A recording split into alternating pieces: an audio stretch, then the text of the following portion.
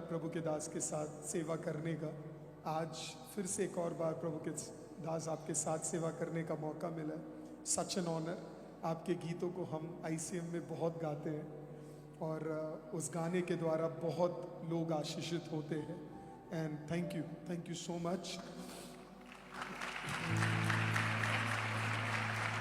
9:12 हो गए हैं, पर कहा जाता है कि पंजाबियों के लिए तो ये शुरू हुआ है। बस मेरे लिए भी शुरू है। मैं अपने प्रॉपर 2 घंटे लेकर ही जाऊंगा। मेरे को बोला था 8:15 में देंगे, अब हो रहे 9:15। आदमी बेशक पंजाबी हूं नहीं, पर पंजाबियों के साथ रहकर थोड़ा बहुत जिद मैंने भी सीख लिया। तो इसके लिए मेरी प्रार्थना है, जो 10 बजे तक जाने के लिए आए हैं उनकी घड़ी 10 पे रुक जाए। हालेलुया। और 11 भी तुम्हें ऐसा लगे जैसे 9:30 ही हो रहा है। हालेलुया, आमीन। कई लोगों को मैं देखता हूँ, सैम पास्टर के बेटे को भी देखता हूँ। जालंधर मेरे लिए बहुत ब्लेस्ड है। ये मेरा पहला सिटी है पंजाब का जहाँ पे आकर मुझे परमेश्वर का वचन बांटने का भी मौका मिला। पंजाबी मेरे लिए बड़े ब्लेस्ड है, क्योंकि इधर ही से मुझे अपने सबसे पहले कुछ ऑनलाइन के लोग मिले थे जो आज भी यहाँ बैठे हैं। यहाँ पे मैंने एक मृत्यु को भी देखा है। आप जो कैमरा पे खड़े हैं, राहुल, वो मेरे बहुत जिगरी, आप कह सकते हो दोस्त है। बहुत ज़्यादा प्यार है उनसे। पिछले हफ्ते वो दिल्ली छोड़कर वापस पंजाब आए हैं, तो बड़ा हमारे लिए डिफ़िकल्ट मोमेंट भी था। वो और निशी और उनकी बेटे आते वक्त भी मेरे लिए बड़ा डिफ़िकल्ट था। पर जलंधर ने मुझे दुख भी दिया है, पर जलंधर ने मुझे बहुत आशीष भी दिया है। इस सिटी में पहली बार कदम मैं इसके लिए रखा क्योंकि मुझे एक फ्यूनरल करने आना था। एक जवान 22 साल के एक जवान लड़के का फ्यूनरल करने आना था, जिसे जाने हुए मुझे सिर्फ 2 हफ्ते हुए थे।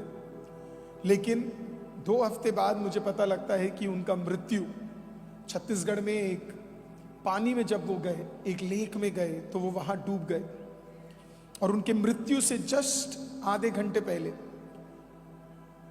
आप बिलीव करो या ना करो, राहुल से आप पूछ सकते हो, प्रभु ने मुझे बोला उस ब्रदर को बोलना पानी में कदम ना रखे।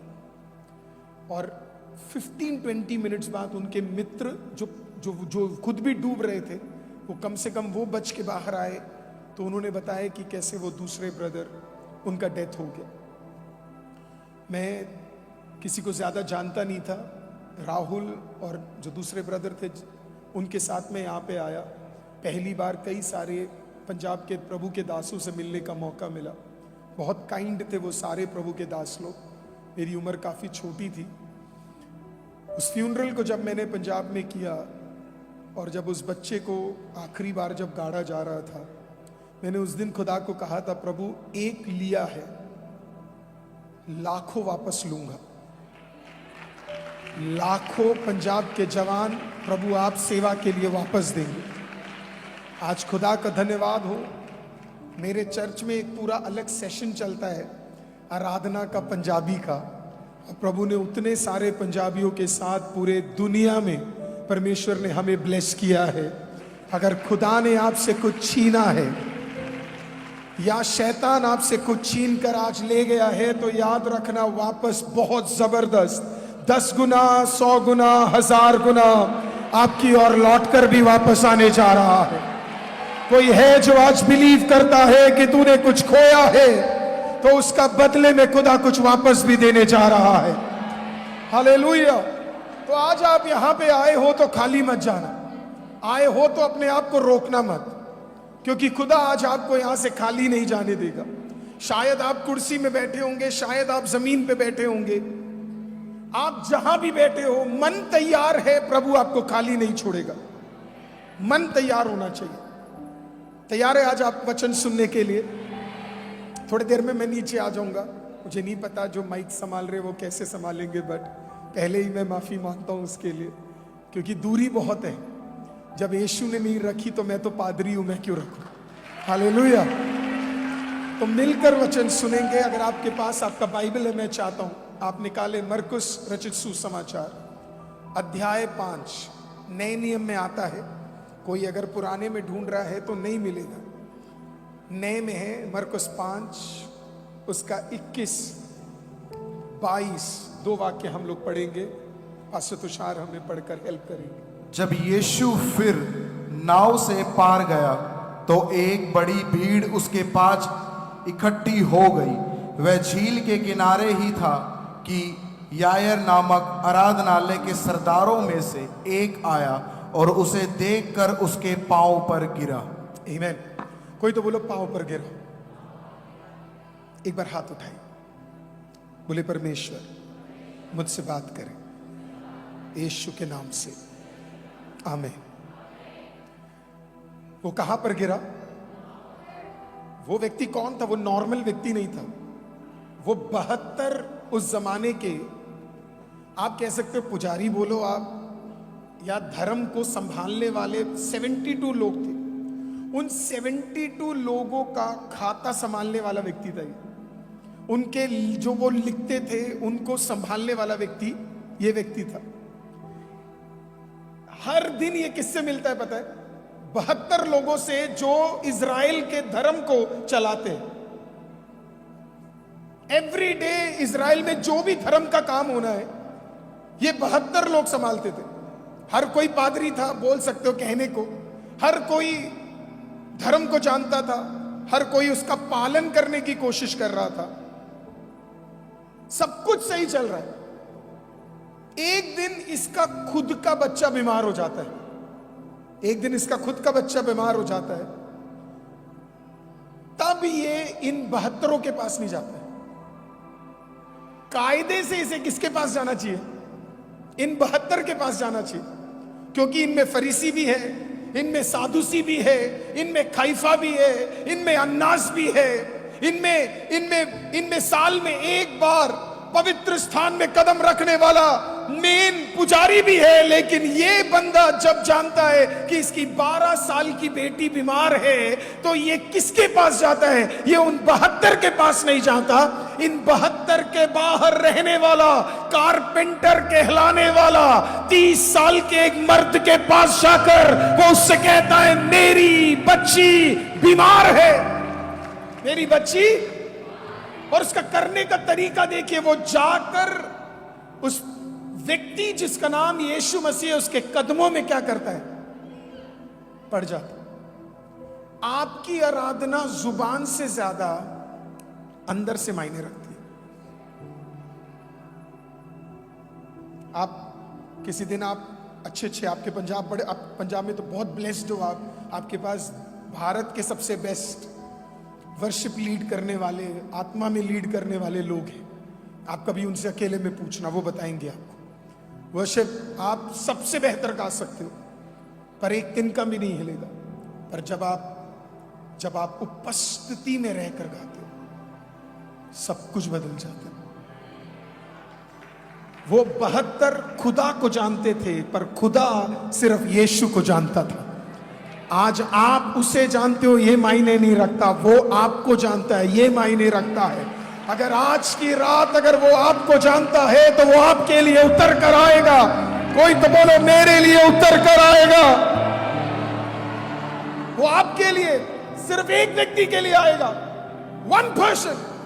वो सिर्फ एक व्यक्ति की आराधना में भी प्रसन्न हो सकता है। ये व्यक्ति आया, वो प्रभु के सामने क्या हुआ? वो गिर गया और वो दंडवत हो गया। वो इब्रानी भाषा जब आप पढ़ते तो 7 तरीके की आराधना होती है। उसमें ताउडा इसे बोलते हैं, जिसमें आप क्या करते हैं? आराधना के लिए एक व्यक्ति के सामने, खुदा के सामने दंडवत हो जाते हैं। इसने कहीं तो सुना होगा यीशु के बारे में। कोई तो बोलो कहीं तो सुना होगा यीशु के बारे में। यीशु कोई नॉर्मल व्यक्ति नहीं था। बाकी लोग प्रचार करते थे, ये प्रचार दिखाता था। नहीं समझ आया? बाकी लोग प्रचार करते थे, ये प्रचार। बाकी लोग बोलते थे खुदा चंगा करता है, ये चंगा करता था। बाकी लोग बोलते थे कि खुदा दुष्टात्मा हटाएगा, ये दुष्टात्मा हटाता था। बाकी लोग कहते थे आमीन कि प्रभु बड़ा काम कर सकता, ये बड़ा काम करके दिखाता था। तो अब भीड़ खट्टी है किससे मिलने के लिए? यीशु से मिलने के लिए। पर कई लोग यीशु को पसंद भी नहीं करते थे। क्यों नहीं करते थे? क्योंकि यीशु कहीं पर भी चला जाता था। कोई पापी दिखे तो उसके पास भी चले जाए, कोई चुंगी वाला दिखे उसके घर पे चला जाए, कोई कोड़ी दिखे तो उसे छू ले। पर ये जो 72 थे ये हिल गए थे, क्योंकि ये कह रहे थे यार ये कौन बंदा है, दिखने में तो कारपेंटर जैसा शरीर है पर काम ऐसे करता है कि प्रजा हिल रही है। कुछ ही दिन पहले 10,000, फिर 20,000, फिर 30,000 लोग प्रभु यीशु की मीटिंग में इकट्ठा हो गए। अब आप समझिए उस जमाने में 30,000 इज अ ह्यूज थिंग। कोई पब्लिसिटी नहीं, कोई कुछ नहीं, बस लोगों को पता है कुछ तो इस आदमी में है, कुछ तो इस व्यक्ति के अंदर है जो सब कुछ बदल सकता है। तो अब कॉन्टेक्स्ट बोलिए, कहानी का, जोर से बोलिए, कहानी का एक कॉन्टेक्स्ट है। कॉन्टेक्स्ट नहीं समझोगे तो कहानी नहीं समझ आएगी। प्रभु यीशु तैयारी के साथ आए थे, आज भी यहां पे वो तैयारी के साथ आए। बिना तैयारी के प्रभु कभी कदम नहीं रखता। अरे वो फूल भी तैयारी के साथ बनाया, वो मच्छी भी तैयारी के साथ बनाया। मैं आपको कहूं अगर ग्रेविटी 0.000001 आज हिल जाए तो आप हवा में उड़ोगे। ये सब चीज उड़ रही होगी, पृथ्वी गिर जाएगा, सब सत्यानाश हो जाएगा। वो 0.00000001 भी प्रभु ने है ना बना के रखा हुआ है। तो अगर आपको शैतान आकर कह रहा है कि तेरे जीवन में सब कुछ तहस नहस चल रहा है, मैं आपको कह रहा हूं वो झूठ बोल रहा है। जिसने ग्रेविटी का 0.00000001 तैयार किया है, उसने आपके जीवन को भी आज शक्त रूप से संभाल के रखा हुआ है। कोई भी कुछ नहीं बिगाड़ सकते आपका लाइफ का।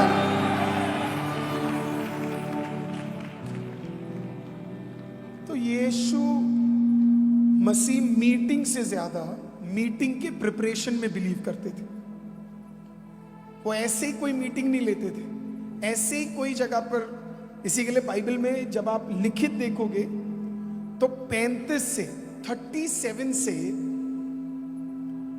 38 मिरेकल्स, अद्भुत काम आपको दिखेंगे, जिसमें से थियोलॉजिकल भाषा में आप बोला जाए तो सिर्फ 18 मिरेकल्स पर किताब में आपको दिखेंगे, बाकी सब रेपिटेटिव है।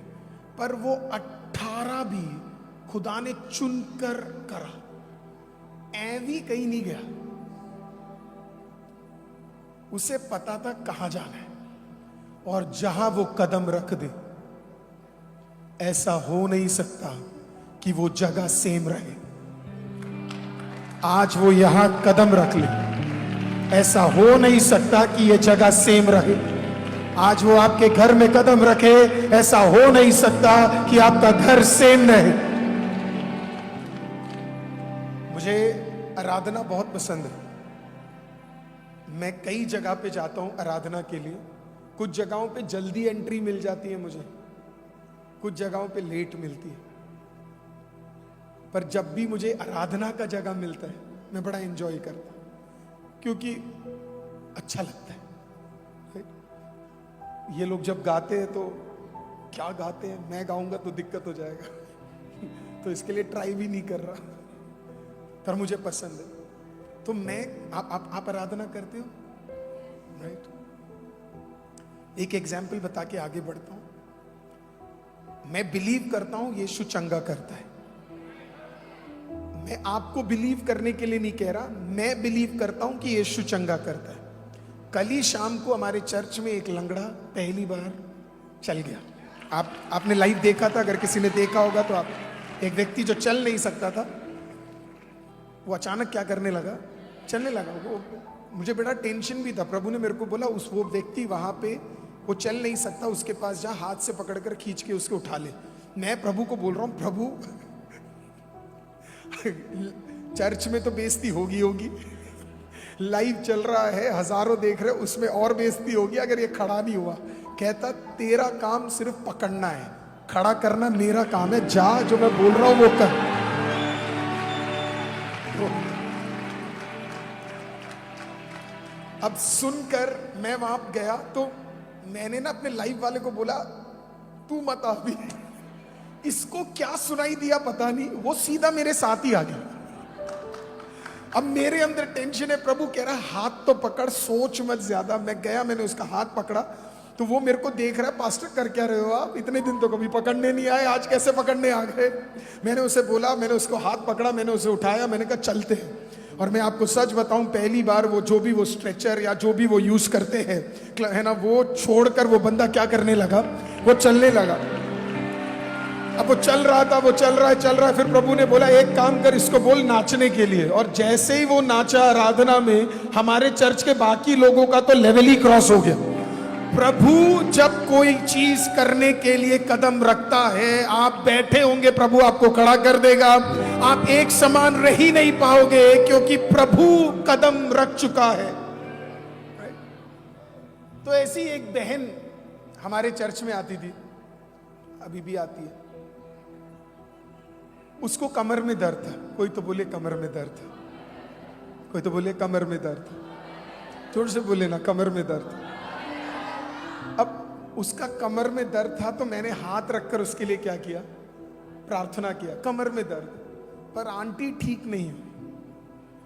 और ये सिर्फ प्रभु भोज में ही आती है, बाकी वाले संडे नहीं आती। आप में से तो ऐसा कोई नहीं करता होगा, आप लोग तो हर संडे जाते होंगे, पर ये हर चौथे या पहले संडे ही आती है जब प्रभु भोज होता है। हर संडे मुझे पकड़ती है, हर संडे मुझे कहती है मेरे कमर में दर्द है, आप दुआ करो। मैंने अपनी जिंदगी में किसी के कमर के लिए इतना दुआ नहीं किया है जितना मैंने इस बहन के कमर के लिए दुआ किया। पर कभी भी ये औरत क्या नहीं होती, चंगी। काफी बार तो मुझे अपने ऊपर दिक्कत हो गया, मैंने कहा परमेश्वर कुछ तो परेशानी है, ये इसका कमर ही नहीं ठीक हो रहा। एक दिन हम लोग मिलकर हमें एक शादी में बुलाया, मुझे बड़ा दुख भी हुआ, लेकिन कुछ समय बाद मुझे किसी ने एक शादी में बुलाया। अब शादी में मैं नहीं जा पाया तो मैंने क्या किया, रिसेप्शन में मैं, मेरी पत्नी और मेरे साथ कुछ मर्द लोग, हम लोग वहां उस रिसेप्शन में गए। अब जब रिसेप्शन में गए तो ऐसा ही बैंक्वेट था, इसका डबल बड़ा बैंक्वेट था, खाना वाना सब था। बाहर आवाज आ रही थी ढिचिक ढिचिक ढिचिक ढिचिक ढिचिक ढिचिक ढिचिक। तो मुझे लगा ये ढिचिक थोड़ा सही वाला ढिचिक नहीं है, तो मैंने अपने जो मेरे साथ ड्राइव कर रहे थे, मैंने उन्हें बोला ये वाला नहीं लग रहा है, आगे निकलते हैं। तो देखा तो एड्रेस तो करेक्ट है, लेकिन आवाज ढिचिक थोड़ी अलग ढिचिक है। तो क्रॉस किया मैंने, वापस आया तो लड़के का नाम और लड़की का नाम करेक्ट है, समझ आ गया ये ढिचिक उधर ही से आ रहा है। अब मैं बड़ा ऑप्टिमिस्टिक आदमी हूं, कहने का मतलब पॉजिटिव आदमी हूं, तो मैंने सोचा शायद तेरा प्यार है महान, तेरा प्यार है यहाँ, मैं जो पहले मुर्दा था तूने डाली मुझ में ना जान, शायद उस गाने का न्यू वर्जन ढिचिक ढिचिक में आया होगा। विश्वास के साथ गाड़ी पार्क कर कर अपने दोस्तों के साथ, अपने चर्च के भाइयों के साथ मैं कदम अंदर रखा, तो मेरे को ऐसे गाने सुनने को मिले कि मैं कंफ्यूज हो गया, मैं मसीह शादी में आया हूं या किसी और शादी में या किसी और रिसेप्शन में आऊं।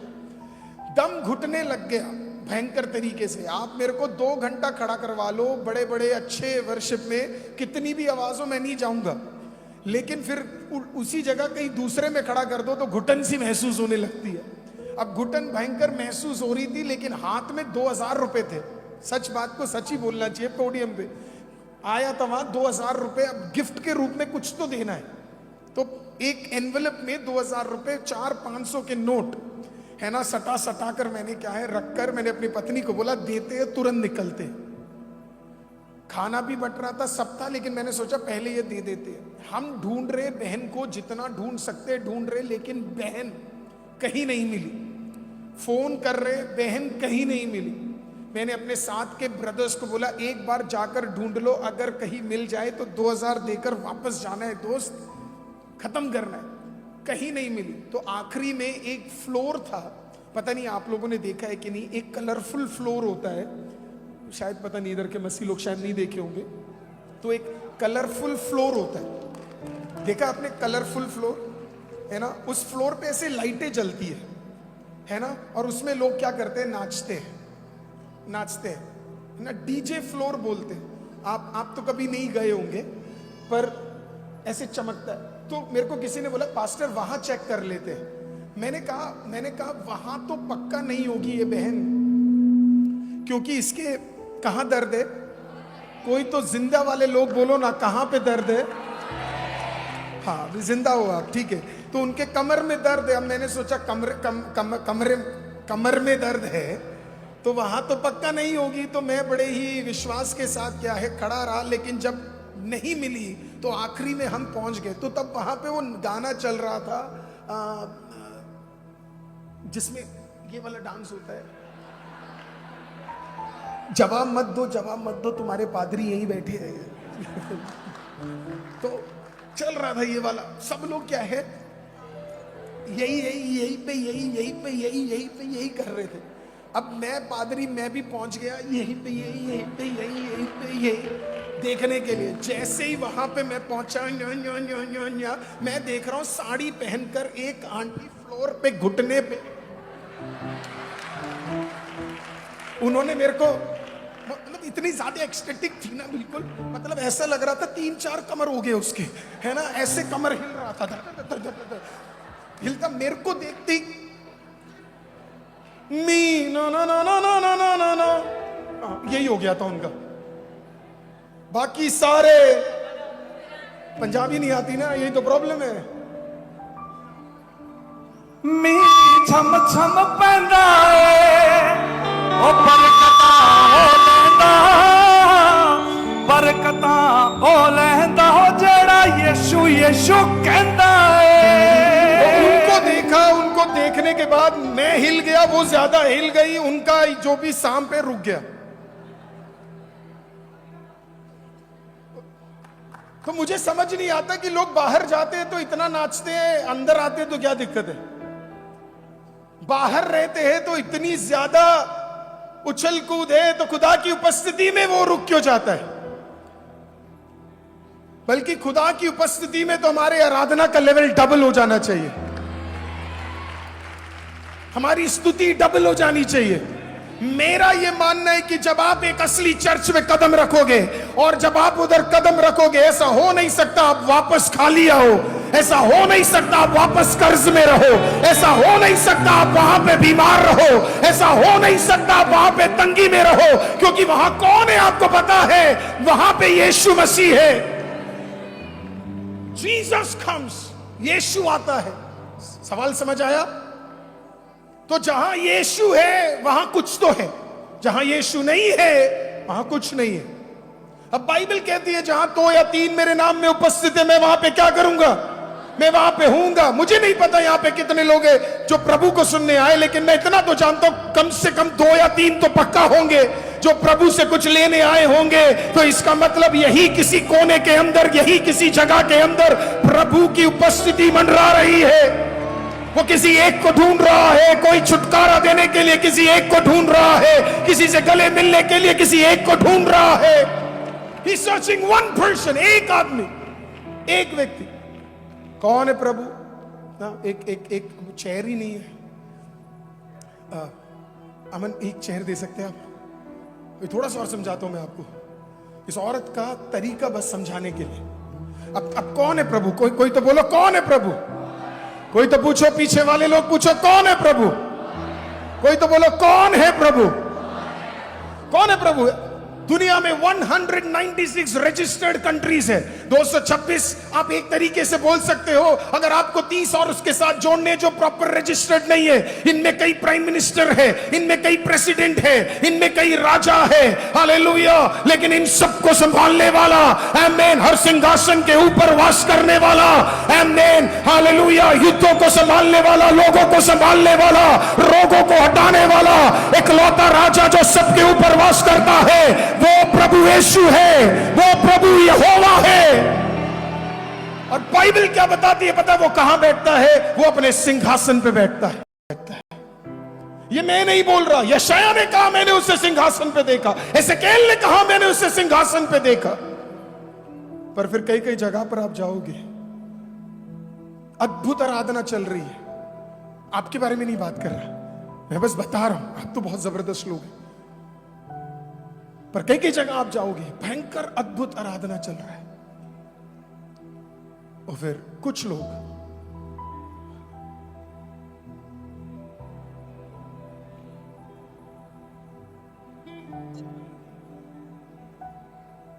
इतना महान परमेश्वर बैठा है, पर वो कहते नहीं,